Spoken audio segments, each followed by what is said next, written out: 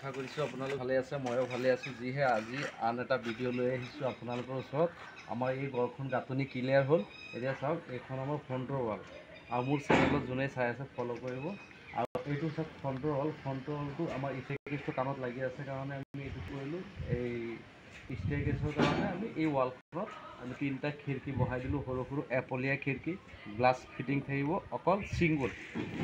এইটো এনেকৈ চিষ্টেম কৰিলোঁ আৰু ঘৰখনৰ এইটো চিষ্টেম মই ভিতৰতো এতিয়া দেখাই আছোঁ আপোনালোকক।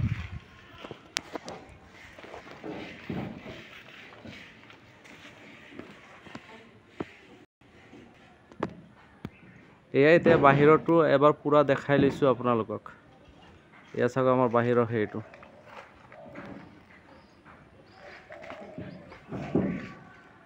বাহিৰৰ টেক্সাৰটো দেখাই লৈছোঁ। এতিয়া মই ভিতৰত গৈ আছোঁ।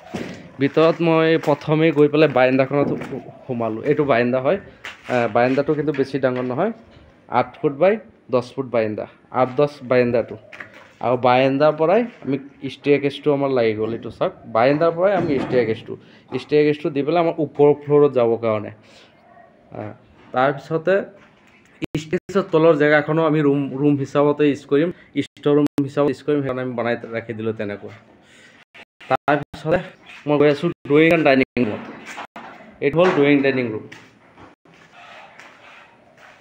এয়া চাওক, ড্ৰয়িং এণ্ড ডাইনিং, খিৰিকী পাল্লা চব লাগি খিৰিকী চৌকাঠবিলাক লাগি গ'ল।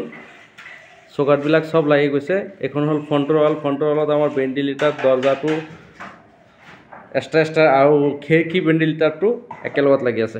আৰু ওপৰৰ জেগাখন আমি এইটো কাৰণে ৰাখিছোঁ, যেতিয়া ফল চিলিং কৰে, বিমত যদি লাগি থাকে, ভেণ্টিলেটাৰটো বিমত লাগি থাকিলে জেগাটো নাথাকে। জেগাটো নথকাৰ কাৰণে আমাৰ ফল চিলিংটো আহি পেলাই বিমৰ তলত যেতিয়া লাগি যায়, তেতিয়া ফল চিলিঙৰ কাৰণে মানে সেই জেগাখনৰ কাৰণে ফল চিলিংটো কৰা দিগদাৰ হয়। সেইকাৰণে এই জেগাখন এৰি দিয়া হ'ল।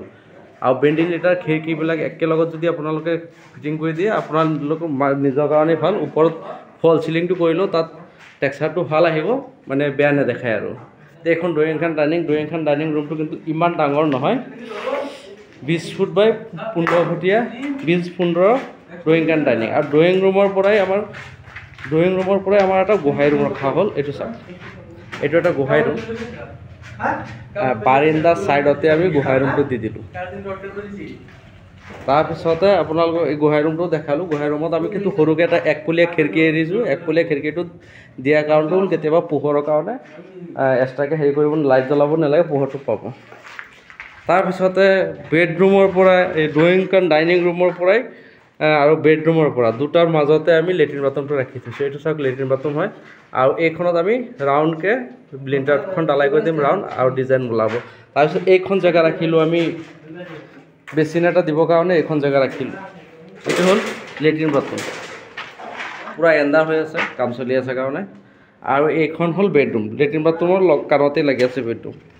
এইটো এটা বেডৰুম, 15-16 বেডৰুম হয় এইটো। এয়া চাওক, 15-16 বেডৰুম। বেডৰুমটো সৰু নহয়, 15-16 বেডৰুম কিন্তু বহুত ডাঙৰ বেডৰুম। আৰু বেডৰুমৰ পৰা আমি ওলাই পেলাই আমি এইখন জেগা পালোঁ। এইখন জেগা পোৱা মানে এইখনত আমি চপল ৰাখি পেলাই আমি ভিতৰত আৰামত এই ড্ৰয়িং ৰুমত যাব পাৰে। তাৰপিছতে আমাৰ গ'ল কিটচেনত গৈ আছোঁ। এতিয়া কিটচেনত যোৱাৰ আগতে আমি কি কৰিলোঁ, এইখনত এটা কৰিডৰ দি দিলোঁ, সৰুকৈ কৰিডৰটো দি দিলোঁ। আৰু কৰিডৰটো দি পেলাই কৰিডৰৰ পৰাই আমি কিটচেনত যাব লাগিব। এইটো চাওক, কৰিডৰৰ পৰাই কিটচেন। এইটো হ'ল কিটচেন হ'ল এইটো।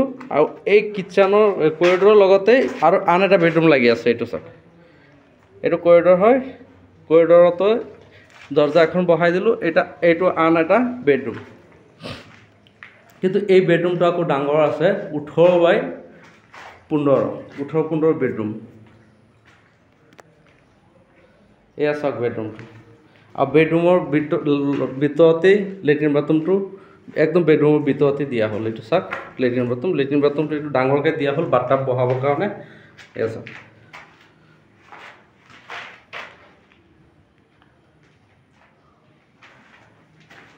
এইটো হ'ল এটা পাৰ্টৰ এইটো গুচি গ'ল। তাৰপিছত মই পিছফালে কৰিডৰ হৈ পেলাই পিছফালে আন এটা বেডৰুম আছে, আপোনালোকক এই বেডৰুমটোত লৈ গৈ আছোঁ। এইটো এটা বেডৰুম, 15-16 বেডৰুম। এইটো 15-16 বেডৰুমত আমাৰ কি হ'ল, খিৰিকী আৰু এটা ৱাল ডপ যিটো মানে ৱালৰ লগত আপোনাৰ আলমাৰিটো ৰখা হয়, সেই ৱাল ডপটো ইয়াত বনাই দিছোঁ বাহিৰত হেৰি কাৰণে। ইয়াত পিছতে মালিকে ইণ্ডো কৰি পেলাই ডিজাইনটো কৰি ধুনীয়াকৈ হেৰি কৰিব পাৰিব। তাৰপিছত এই ৰুমটোৰ পৰাই আমি সৰুকৈ এটা ৰাস্তা এৰি দিলোঁ পিছফালে যাবৰ কাৰণে। এইটো চাওক পিছফালে যাবৰ কাৰণে, আৰু ইয়াত হেৰি চেৰি ইনভাৰ্টাৰ, ৱাশ্বিং মেচিন তেনেকুৱা কিবা কাম কৰিলে ইয়াত কৰিব পাৰিব। এই জেগা এখন আমি সেইটো কাৰণে ৰাখি দিলোঁ, আৰু ওপৰতো এটা ছানছেট দি দিলোঁ, কিবা কিবি বস্তু পানী বাহিৰা বস্তু পানী ইয়াত থ'ব পাৰিব।